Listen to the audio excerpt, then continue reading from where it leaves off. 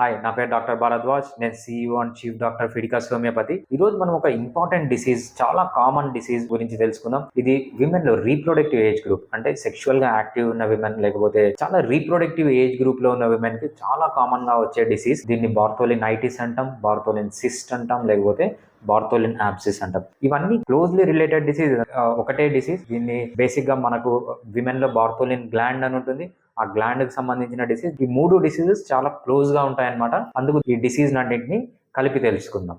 Main problem ఈ disease లో ఏంటంటే, ఈ డిసీజ్ మళ్ళీ మళ్ళీ వస్తూనే ఉంటుంది అనమాట. సో మీరు ఒకసారి వచ్చింది, సరిగా ట్రీట్మెంట్ తీసుకోలేదు, ఒక్కొక్కసారి కంప్లీట్ గా ట్రీట్మెంట్ తీసుకున్నా కూడా మళ్ళీ మళ్ళీ వచ్చే ఛాన్స్ చాలా ఎక్కువగా ఉంటుంది.